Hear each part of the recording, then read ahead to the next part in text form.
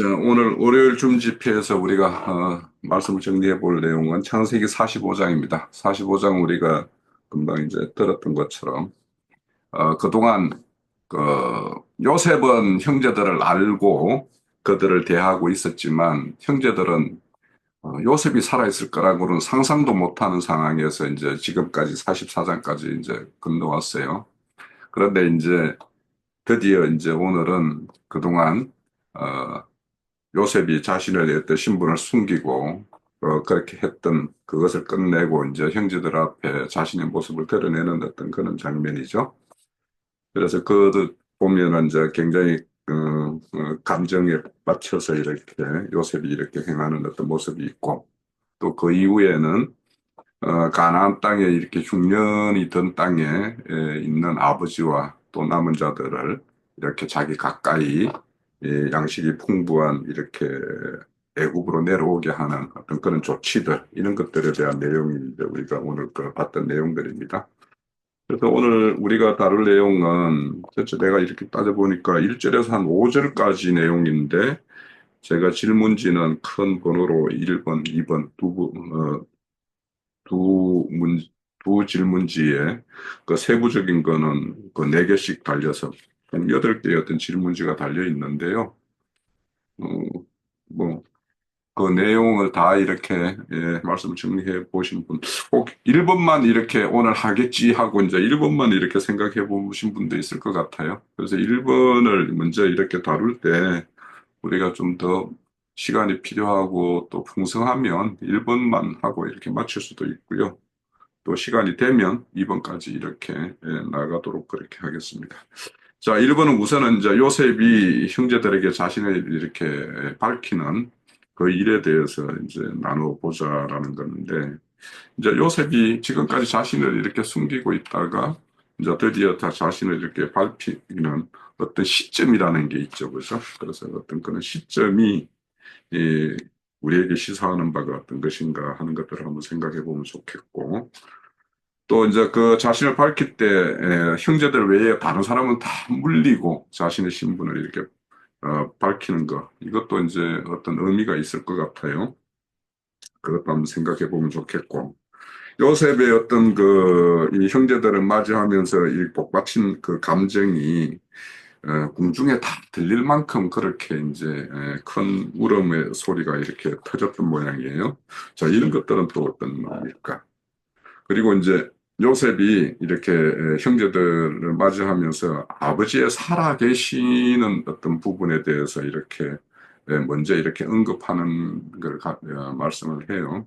자, 이것도 우리가 좀 새겨보면 그 아버지에 대한 그 요셉의 어떤 그 안녕에 대한 어떤 그런 궁금한 것, 또 아버지가 살아계신다라는 것에 대한 어떤 음, 다행스럽게 생각하는 부분, 뭐 이런 것들이 다 이렇게 내용이 녹아 있는 것이 이제 1번에 제가 생각해 본 문제들입니다.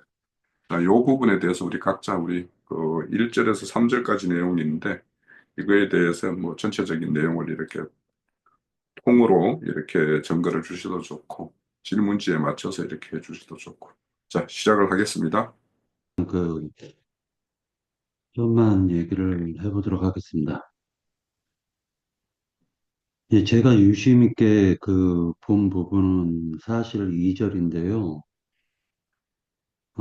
요셉의 시종드는 자들 앞에서 1절에 보면 그 정을 억제하지 못하여 라고 얘기를 했습니다. 근데 이, 이 말을 들으면서, 어,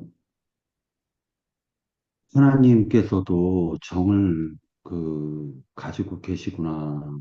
그러면 생각을 하면서 미운 정, 고운 정, 이런 것들이, 하나님에게서 나왔구나. 이런 생각을 잠시 생각하게 되었습니다. 그리고 이제,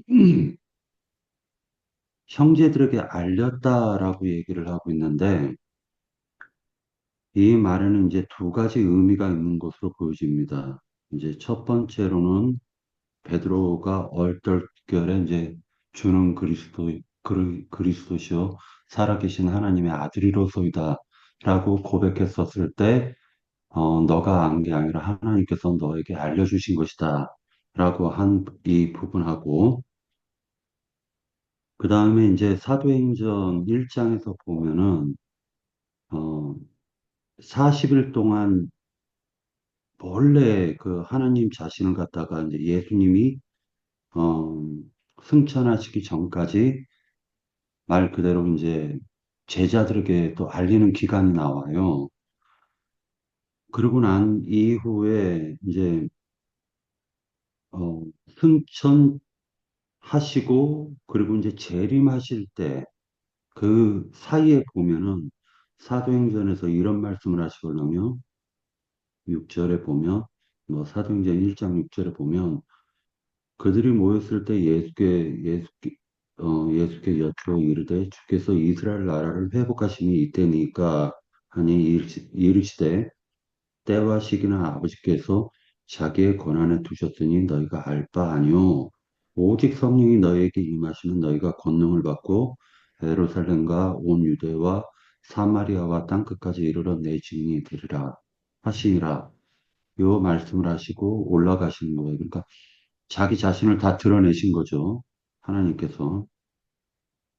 그리고 나서, 어, 이제, 마가의 다락방에서 예수님께서 직접 임재하시는 그 부분을 이제 보여주고 계세요. 그렇게 해서 또 알리는 부분이 있고, 그 다음에 이제 7년 흉령이라는 건 알고 보면 이제 7년 계시록에 보면은 이제 전 3년 반과 후 3년 반을 갖다가 이제 통틀어 가지고 얘기하는 말씀으로 이제 보여주고 있는데, 그때 하나님께서 자기 자신을 갖다가 이제 드러내시고 알리는 부분이 나오는 이런 부분을 생각해 볼 수가 있고, 두 번째 2절에서 보면은 애굽 사람에게 들렸다라는 거예요. 요셉의 그 울음이라는 게 요셉이 눈물을 흘리면서 대성통곡을 한 것이 애굽 사람에게도 들렸고 바로의 궁중에도 들렸다라고 얘기를 하는데 이제 이 바로의 집에 이 말이 그러니까 어, 요셉의 그 대성통곡 소리가 들렸다라는 이 부분을 갖다 이제 생각해 보려고 하는데, 계시록에서 보면은 이제 세상을 하나님이 먼저는 바벨론을 심판하시고 난 이후에, 그러고 나서 세상을 심판하시는 말씀으로 이어져요. 그래서, 어, 이 요셉의 그 대성통곡이라는 것은 우리들은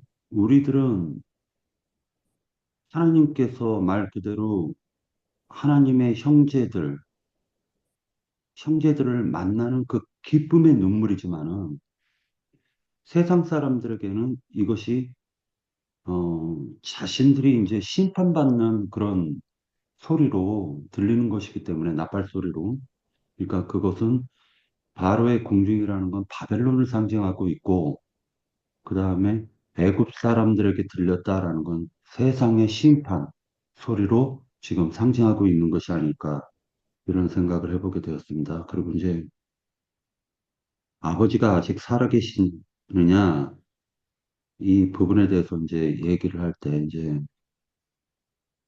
어 실제로 이제 이게 그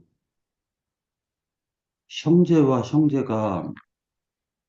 생이별을 했다가 그러고 나서 만나고 나서 가장 중요한 거를 갖다 마음에 품고 있는 가장 중요한 부분을 지금 질문을 하고 있는 부분인데 이때 이 요셉은 어, 십자가 도상에서 엘리 엘리 라마 사막다드라고 하면서 아버지 아버지 왜 나를 버리셨나이까 라고 얘기를 했습니다. 겟세마네 동산에서 피눈물을 흘리시면서 어, 이 잔을 내게서 이 잔을 내게서 옮기시옵소서. 그러나 내 뜻대로 하지 마옵시고 아버지 뜻대로 하옵소서. 라고 할 때, 그때 실질적으로 요셉과 아버지와의 관계는 항상 연결이 돼 있었던 거예요. 그래서 아버지의 생명은 요셉에게 있고 요셉의 그 생명은 아버지에게 있었던 걸 서로가 알아요. 그런데 이것을 물어봤다라는 것은 지금 실질적으로 그 요셉의 형제들, 요셉의 형제들에게 각인을 시키는 부분이 있지 않을까라는 생각을 하는 겁니다. 요셉의 형제들은 지금 말하자면 양식을 구하려고 애굽으로 왔지만 실제로는 그 양식은 어, 알고 보면 생명의 근원자이신 아버지에게 있었걸랑요. 그런데 자신들의 아버지에게 구하지 않았고 그들은 어, 애굽에서 양식을 구하려고 했었다라는 거예요. 그러니까 요셉이 지금 묻고 있는 것은 아직 아버지가 살아 계시냐라는 것은 요셉에게 해당되는 말은 아닌 것 같아요. 이, 이 열두 말하자면은 믿는 성도들에게 너희들 정말 아버지가 살아 계시냐 너희 속에 이것을 갖다 지금 우리들에게 대묻고 있는 것이 아닐까 이런 생각을 해보았습니다. 네, 여기까지입니다. 먼저 먼저 나누겠습니다.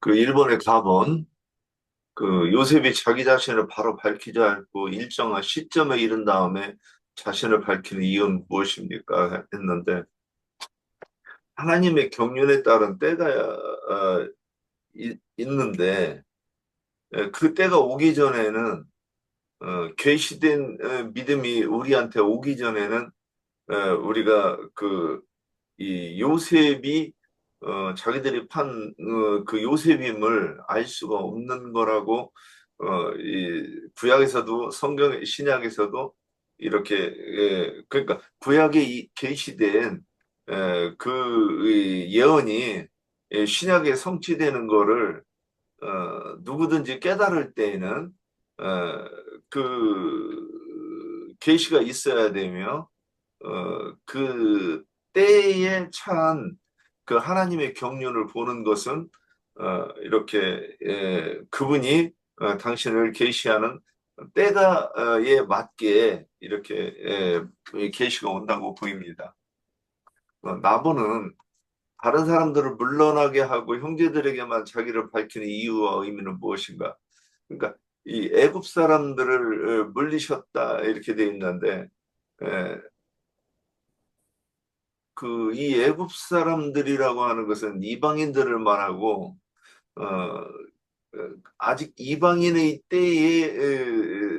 그를 때에 전파될 복음을 말하고 지금 여기서 물러나게 했다 그러는 것은 아직 그 인자 예수가 왔지만은 아직 그 열두 형제로 열두 제자로 예표된 이스라엘 그 저기 율법과 선지자의 때의 사람들에게 먼저 선포되는 것을 예표하는 거 아닐까 이렇게 보입니다. 자, 요셉이 우는 소리가 애굽 사람들에게 들리고 궁중에 들린다는 의미는 무엇인가 그런데 어, 어, 예루살렘과 온유대와 사마리아와 땅끝까지 이르러 내 증인이 된다. 이 말씀이 이렇게 떠올랐습니다.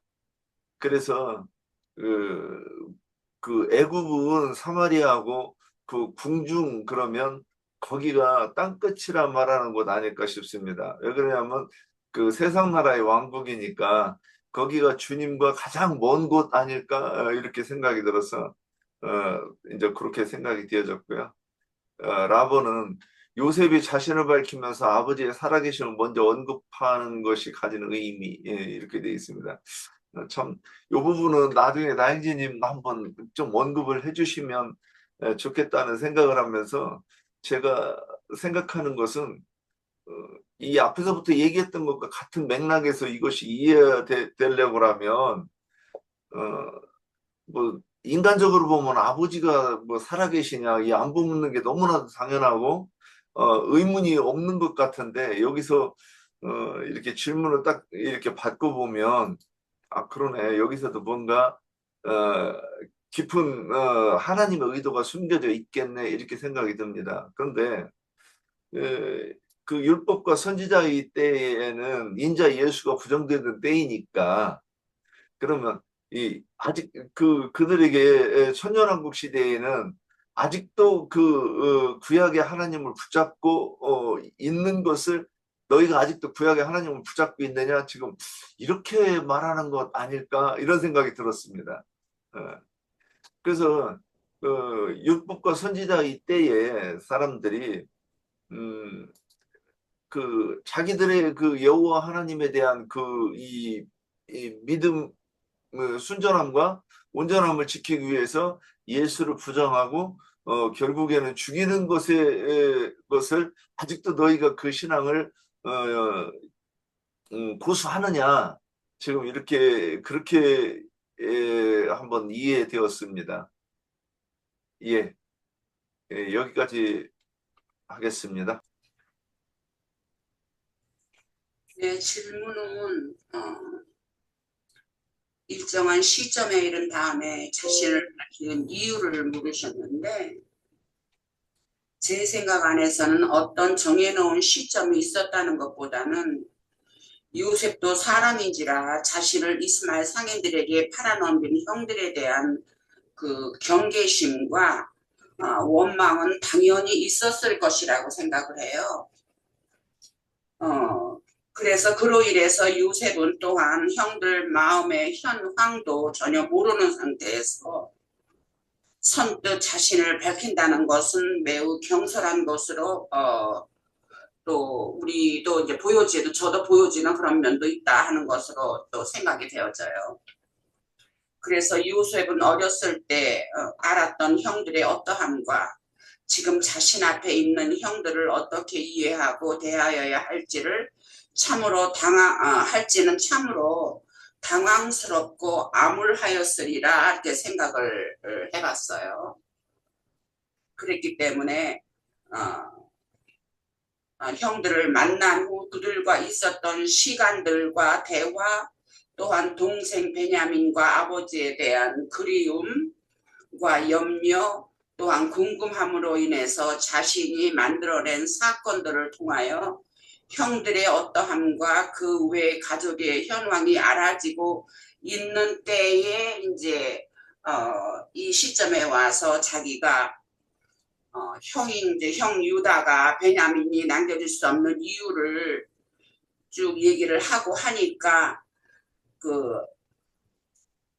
자기가 그동안에 형들하고 가졌던 시간과 또 가족의 현황이 어느 정도 알아지고 있는 그때에 와서는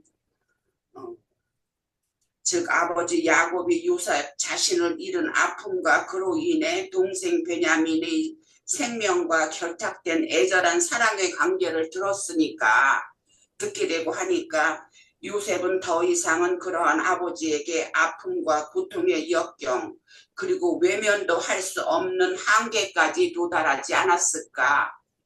그것이 그것의 현황이라는 것을 저는 보게 되는 거예요. 그래서 결국은 자기가 요셉이라는 것을 밝히는 그러한 한계까지 도달한 것이 아닌가 하는 것으로 생각을 해봤는데 이러한 모든 이 사건이라 그럴까 이 시간이 진행되는 것은 곧 하늘 아버지의 사랑에 대한 주님의 순종이 아니었을까 하는 것으로 생각을 해봤습니다. 전체적으로.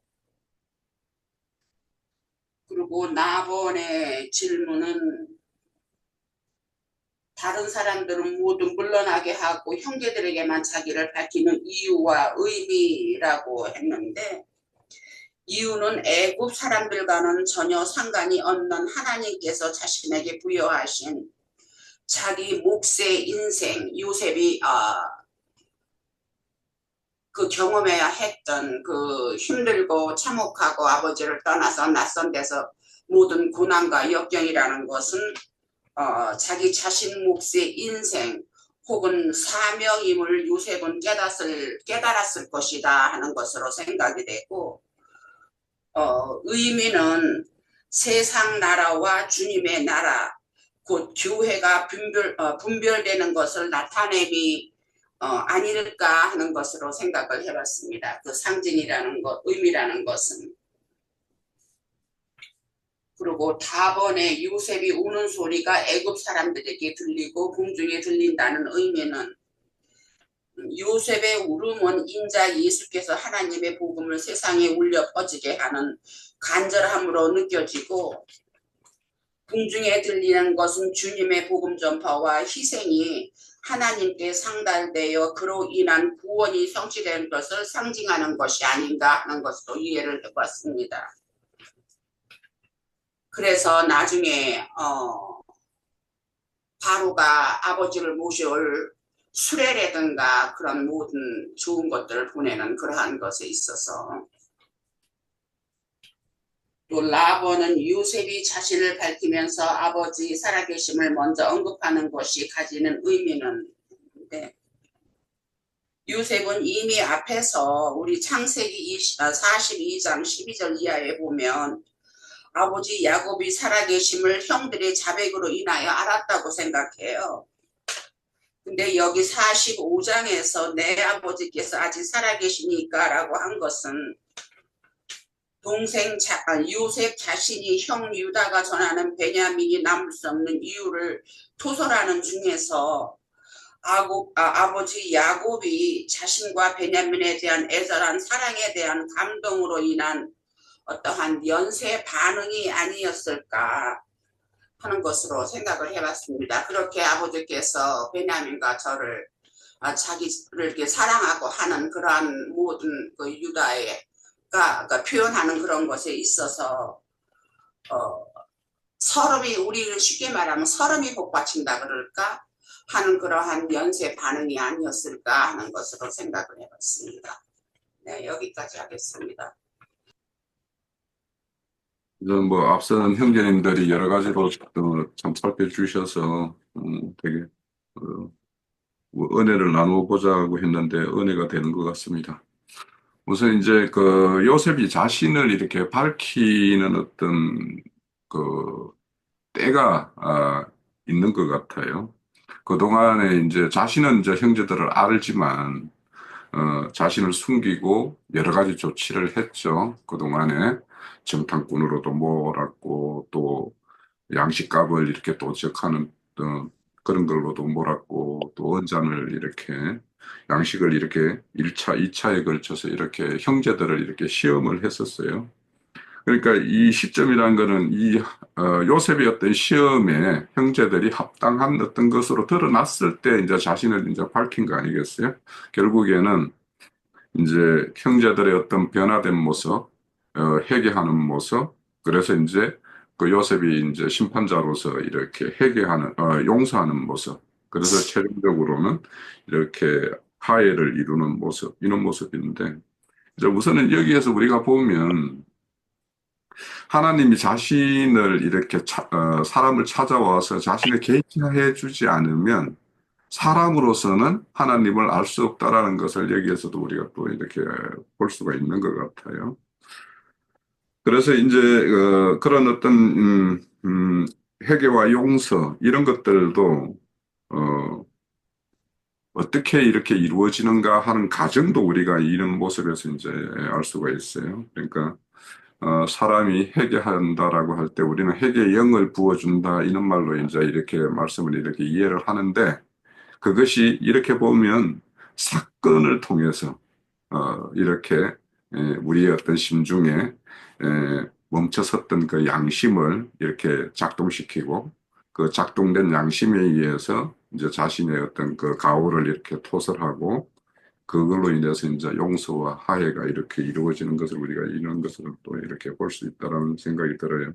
결국에는 요셉이 형제들에 의해서 팔려서 떠나온 지 20년 이상이 이렇게 흐른 시점에서 이제 형제들과 상봉한 것인데 그 20년 세월 동안 그 형제들의 어떤 변화된 모습, 그래서 형제들끼리 어떤 그 사랑하는 모습, 아버지를 이렇게 공경하는 모습, 아버지와 자식 간의 어떤 생명의 결탁된 관계, 이런 것들에 대한 어떤 충분한 이해가 되었을 때 이제 이렇게 자신을 이렇게 드러내는 어떤 그런 것으로 좀 보이고요. 두 번째는 이제 그 자신을 이렇게 드러낼 때 모든 사람은 물리고 형제들과 자신과 이렇게만 이렇게 대면하는 어떤 그런 건데, 이거는 이제 결국에는 우리가 앞에서 보면 그 음식을 차려서 이렇게 베풀 때에도 자신의 삶과 형제들의 삶과 그 애굽인의 어떤 상을 이렇게 구분하듯이, 뭐 우리가 말씀 중에도 보면은 뭐 저들의 재단과 우리의 재단, 뭐 저들의 반석과 우리의 반석, 이런 것처럼 어떤 구별된다라는 이런 것은 이제 우리가 알 수가 있는데, 결국에는 이제 그 어, 자신이 이제 예수님께서도 제자들에게 이렇게 말씀을 주시고는, 그러니까 이렇게 천국에 대한 여러 가지 비유로 말씀하시고는 제자들을 은밀한 곳으로 이렇게 인도해서 별도로 이렇게 그 설명을 줘서 그 하나님의 뜻을 이렇게 알게 하는 것과 같이, 그렇게 형제들에 대해서 이렇게 자신을 이렇게 특별히 이렇게 드러내는 것이고, 그러니까 만약에 자신을 이렇게 드러냈다 하더라도, 만약에 첫 번째 양식을 구하는 어떤 사건이나 두 번째 양식을 구하러 내려온 이 상황까지의 어떤 그런 가정이 없었다라면, 그 요셉의 어떤 그 용서나 이런 형제들에 대한 어떤 그런 깊은 그 애정, 이런 것들을 순수하게 형제들이 그걸로 그렇게 받아들일 수 있었을까? 그래서 그런 걸로 보면 이런 어떤 가정을 겪은 형제들과 그렇지 않은 그 애국인들과 자신의 어떤 신분을 이렇게 드러내는 것은 전혀 다르게 이해될 것이고, 그래서 하나님도 자신을 드러낼 때 이렇게 보면은 제자들에게 내가 너희에게 이럴 말은 많지만 아직은 때가 아니라, 그래서 진리의 성령이 오면 내가 한 말들을 너희들이 생각도 날 것이고 그것이 어떤 뜻인지도 이해도 하게 되고, 그러므로 인해서 너희들의 이렇게 믿음이 이르게 될 것이다, 이런 말을 한 것처럼, 그런 어떤 때와 어떤 시기와 어떤 가정, 이런 것들이 있는 자들, 그들만이 결국에는 주님을 이렇게 끝까지 따르고 알고 하는 것과 똑같이 그렇게 자기 형제들에 대해서 특별히 이렇게 은밀한 어떤 그런 어떤 교제의 어떤 시간을 가지는 것, 이런 것들을 우리가 생각해 볼 수가 있고, 그래서 우리가 이제 신앙생활을 할 때 이렇게 말씀 잔치를 이렇게 집회를 통해서 가지는 것, 이것과 또 하나님과 각자가 이렇게 내밀하게 이렇게 만나는 그런 어떤 기도의 생활, 이런 것들이 우리 이런 말씀을 통해서도 이렇게 하나님을 이렇게 엄밀히 이렇게 만나고 그분의 어떤 뜻을 어, 받고 또 그의 겉면도 듣고 하는 것이 필요하다는 생각을 하게 됩니다. 그리고 이제 요셉이 우는 소리가 이제 그 궁중에 다 들렸다라고 하는 것은 이제 우선 일차적으로는 그동안에 얼마나 그 복받치는 어떤 그런 감정들을 누르면서 이런 가정들을 이렇게 겪어왔을까 하는 것들을 우리가 생각을 하게 되고, 저는 이제 이걸 보면서 인자 예수로 오셨을 때 사람의 모양으로 왔기 때문에 내가 그러라고 하더라도 얼마나 사람들이 안 믿어주는 거에 대해서 이렇게 그는 이렇게 쌓이는 어떤 내적인 어떤 그런 감정들이 있었을까, 이런 생각을 해요. 근데 이제 여기에서 보면은 이런 가정을 겪어서 다시 이렇게 죽은 줄 알았던 그 요셉이 살아있음을 만나는 이 장면은 어떤 그런 가정을 겪고 그 어떤 영의 어떤 시대에 다시 만나는 어떤 그 어, 예수의 어떤 그리스도 예수에 대한 어떤 이런 모습과 이렇게 좀 교차가 되는 어떤 그런 모습으로 저는 좀 보였어요.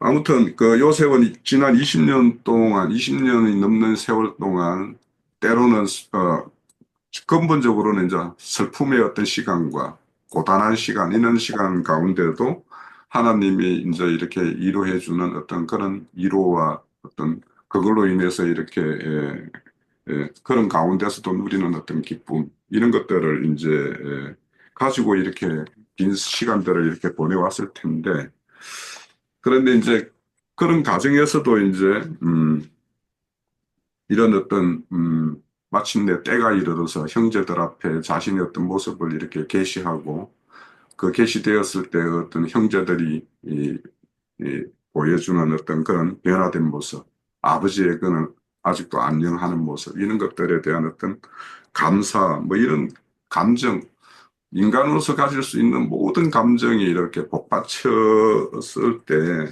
그 소리의 어떤 그 자연스럽게 터져 나오는 소리가 얼마나 이렇게 큰 것이었을까.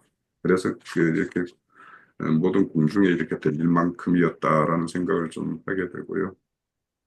그래서 뭐 앞서서 형제님들이 주시는 그 애국 궁중까지 이렇게 들렸다라고 하는 것들은 그것이 이방인 시대에 그 예수의 어떤 그런 복음이 증거되는 어떤 그런 걸로도 좀 이해할 수 있겠다라고 이렇게 동의되는 말씀을 제가 들었습니다. 그리고 이제 요셉이 자기 밝히면서 이제 살아계신 아버지를 먼저 언급하는 것은 저는 이제 이걸 보면서 이제 어떤 생각이 들었냐면 이제 형제라는 것이 이렇게 맺어진 어떤 그 근원은 뭐냐 하면 아버지 때문이거든요. 아버지가 없으면 형제라는 것으로 울타리가 이루어질 수가 없기 때문에 그래서 자신들의 어떤 새롭게 이렇게 만나서 재회하는 어떤 그 형제들의 어떤 만남의 어떤 기쁨이라는 것은 아버지로 통해서 근본적으로 흘러나는 것들이기 때문에 그래서 아버지에 대한 어떤 이런 말씀들을 이제 언급을 한다라고 저는 이렇게 생각을 했어요.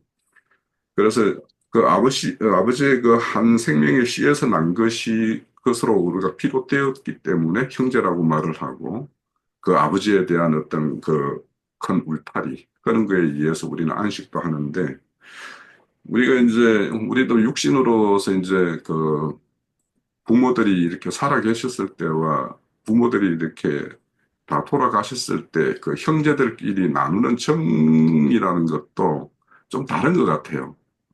저도 이제 그 뭐 몇 년 전에 이제 그 아버지께서도 이제 돌아가시는 거 겪었는데 특히나 이제 저는 이제 이렇게 뭐 신앙생활을 한다고 하고 뭐 그렇지 않은 그 형제들하고 이렇게 하다 보니까 뭐 사실 뭐 내가 믿지 않는다라면은 부모들의 어떤 뭐 그런 어떤 그 돌아가신 걸 기념하는 어떤 뭐 제사라든지 이런 걸로 인해서도 만남이라도 좀 그런 걸로 인해서 만남도 있을 텐데 이제 그런 것도 없고 하니까 이렇게 애정과 같지 않고 그런 것 같아요. 그래서 부모라는 그 존재 자체만으로도 한 울타리가 되는 것이고 그러니까 연로하신 우리 부모들이 자식들에게 뭐 경제적으로 물리적으로 무슨 도움이 되겠어요. 오히려 이제 그런 걸로 보면 이제 봉양을 해야 되는 어떤 그런 거지만 그런데 이제 부모라는 어떤 존재 자체가 이렇게 형제들을 이렇게 묶어주고 맺는 어떤 그런 끈이 되기 때문에 참 아버지에 대한 어떤 그런 걸 먼저 앞세우고 또 이런 어떤 자신을 밝혔을 때 형제들의 어떤 반응도 결국에는 어, 어, 선의로서 이제 요셉은 자신을 이렇게 드러냈지만 그 형제들은 자신들의 어떤 가오가 있기 때문에 어떻게 요셉이 나에게 어떻게 대할까 하는 어떤 그런 두려움과 우려도 있었겠죠. 그런데 이제 아버지를 이렇게 앞세움으로 인해서 그런 어떤 형제들의 어떤 두려움과 우려 이런 것들도 이렇게 좀 불식시키는 그런 걸로 이렇게 언급이 되는 어떤 그런 측면이 있다.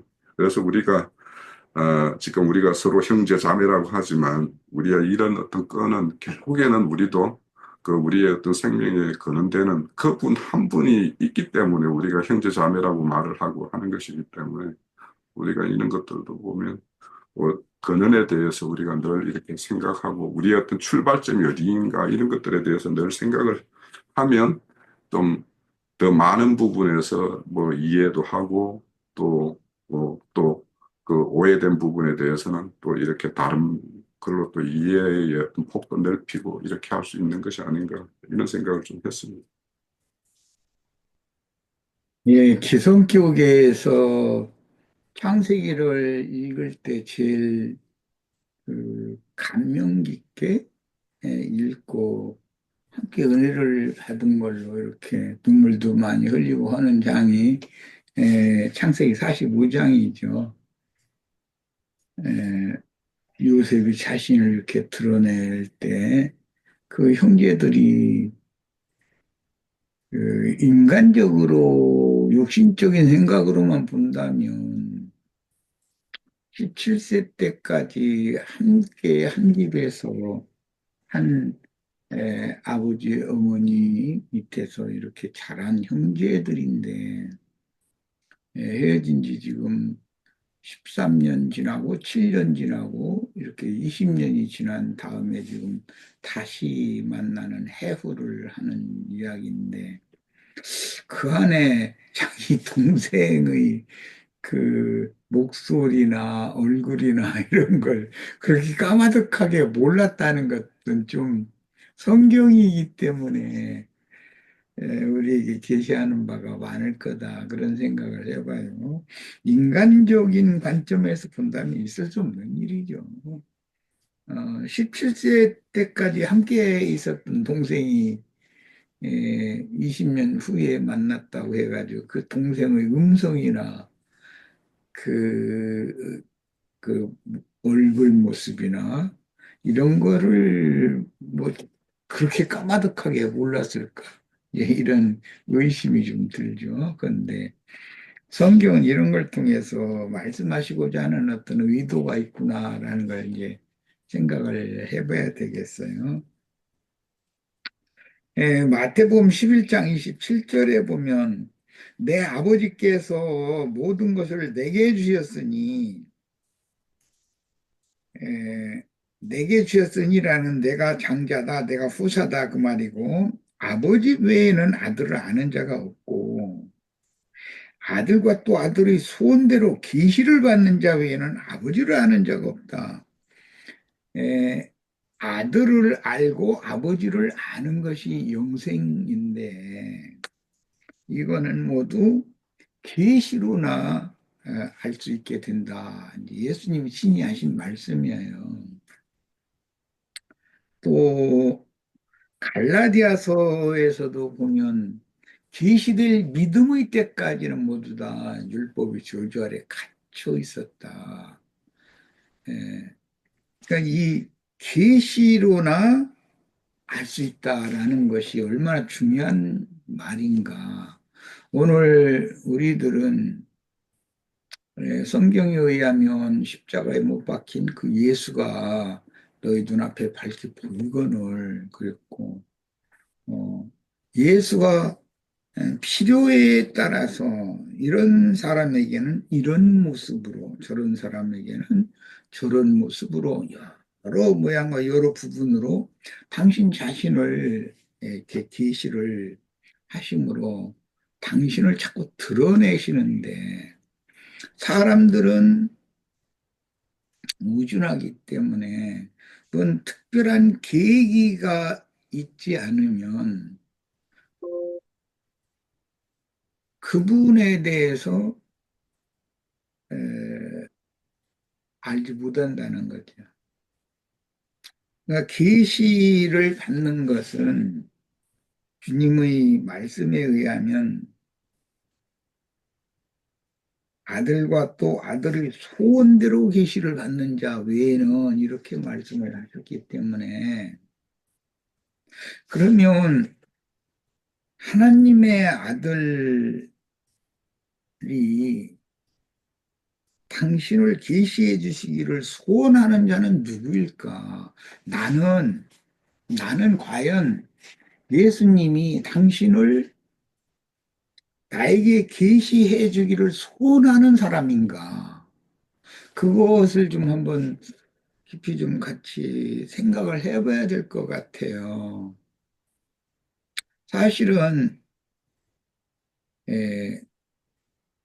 나의 삶이 모든 면에서 나의 삶의 모든 면에서 예수님은 당신을 매 순간 나에게 계시를 하시고 계시지만 나는 어떤 특별한 계기나 또는 특별한 은혜를 받을 만한 사건을 만나지 않으면 일상적인 일상생활 가운데에서는 아들을 못 만나는 경향이 너무 많지 않은가.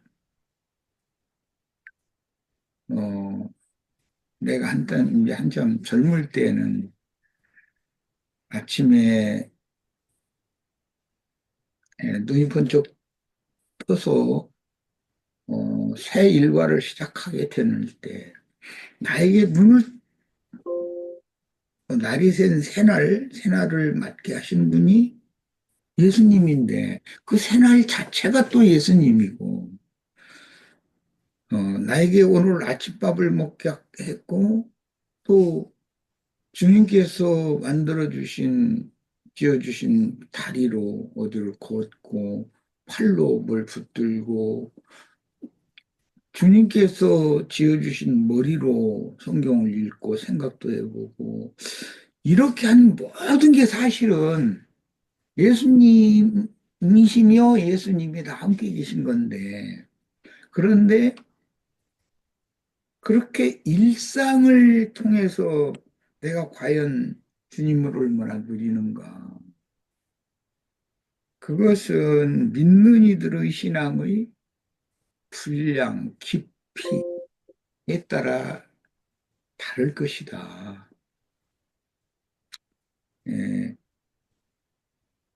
뭐 할 수 있으면 우리 형제 자매님들은 내가 좀 젊을 때 뭐 인식을 시키려고 교훈을 예를 들어서 수월하게 보도록 그렇게 해주신 분이 주님이고 어, 주님 은혜다.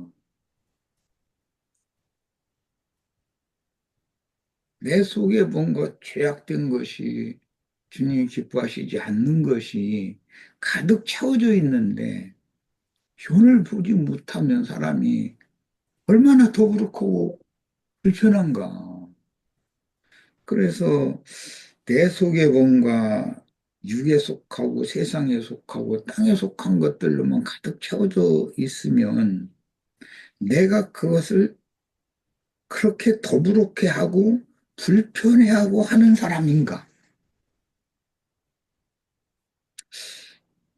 만약에 내가 정말로 그렇게 불편한 것을 느끼는 사람이라면 주님께서 일상적으로 매사에 매 순간마다 당신을 계시해 주셔서 나의 인생에 그분이 동행자가 되신다고 하는 그런 행복감으로 살 수가 있을 텐데 뭔가 땅에 속하고 세상에 속하고 어, 영에 속한 것이 아닌 혈기와 이 육체의 정욕들에 속한 것이 내 속에 가득해도 불편함을 못 느낀다. 해설을 하고 싶다라고 하는 느낌이 없다. 막 뭔가 가슴이 탑탑하고 이걸 다 쏟아내고 비워야만 내가 살 것 같다. 이렇게 헐떡거려지는 그런 때가 과연 나에게 매 순간인지 어쩌려다가 뭐 몇 년 만에 또는 뭐 무슨 특별한 계기가 있을 때 내가 뭔가 주님께서 기뻐하시지 않는 것으로 가득 채워져 있는데 이걸 비워내지 못하고 이걸 버리지 못할 때 내가 답답해하고 고통스러워하고 하지를 않는구나. 그런 것을 깨달을 때 그때 주님이 나에게 당신을 계시하신 때이고 그때 돌이켜서 내가 너무나 무지하고 완고하고 말로는 내가 예수를 믿는다고 그러고 말씀 추구하고 막 이것저것 자료 찾아보고 해서 막 많은 지식적으로 많이 이게 에, 내 속에 뭔가 예수를 아는 그 혼적 지식으로 채우려는 그런 것은 내가 많이 있으면서 실제적으로 참 하나님, 나의 주와 그리스도가 아닌 세상신 마귀에게 속한 것, 이런 것들을 가득 담아놓고 있으면서도 그렇게 거북하거나 불편함을 느끼지 못했구나. 그런 것을 딱 퍼뜩 깨달을 때 진땀도 나고, 내가 지금 너무나 교리적으로 혼적 지식축으로 예수를 믿는다고 하는 뭔가 허망한 예수를 붙들고 있는 거 아닌가. 이런 거 좀 생각을 좀 같이 좀 해보는 그런 시간이 됐으면 좋겠고, 이런 말씀을 통해서 나의 신앙이 살아있는 실존적인, 실제적인 그런 신앙이 되었으면 우리 지체들이 뭐 나는 뭐 가끔 아침에 일어나서 전을 보는 것도 주님이 나와 함께 하시기 때문이다. 그런 얘기도 했었고, 특히 지난번에 그 팽송에 먹고 어떤 여자라는 분 아주 대표적으로 잘 왔다 갔어요, 그분. 그런 사람들을 보면서 혹시 내가 예수를 잘못 믿어서 저 모양이 되면 그런 상태에서 군인은 자신은 어,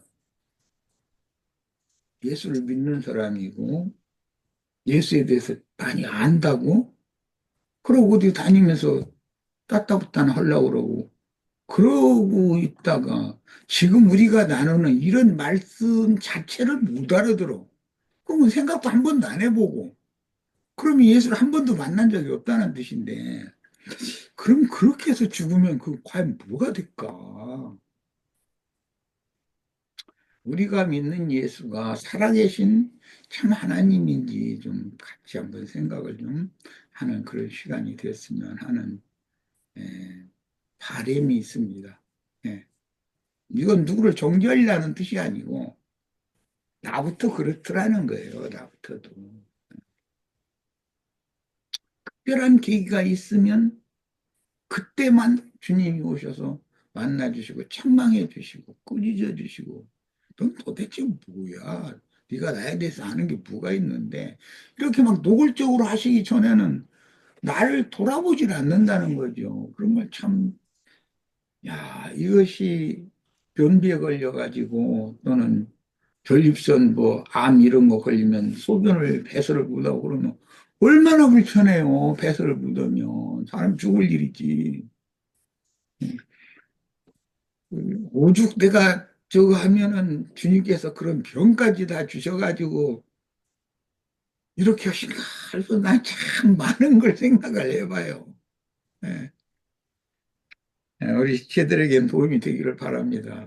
뭐 나야 기왕 어, 무준한 사람인 걸 주님이 잘 아시고 계시지만 우리들에게 항상 큰 은혜가 있고 너무 피상적으로 어, 형제들이 자기 동생 아는 체 해주면 사실 몰랐잖아요. 실제로는 요셉이 내가 형들이 날 애굽에 판 그 동생 요셉입니다 하니까 그때서 찍어보는 거 아니에요 지금. 그렇게라도 만나면 참 다행인데 그렇게 만나는 것보다는 우리는 신앙생활을 한 지가 다 몇십 년씩 다 됐고 그랬는데 매 순간 나의 삶에서 일상의 삶에서 특별한 계기가 아니더라도 주님이 나와 함께 하시고 나와 동행하시고 항상 나타내시고 이런 때는 이런 모양으로 나타내시고 저런 때는 또 그 상황에 맞춰서 그렇게 나타내시고 그럼 그때서 깜짝 놀라고 예수님은 이렇게만 오셔야 되는데 엉뚱한 상황으로도 오시잖아요. 그런 예수를 다방면으로 누릴 수 있는 그런 계기가 됐으면 합니다. 예, 마칩니다.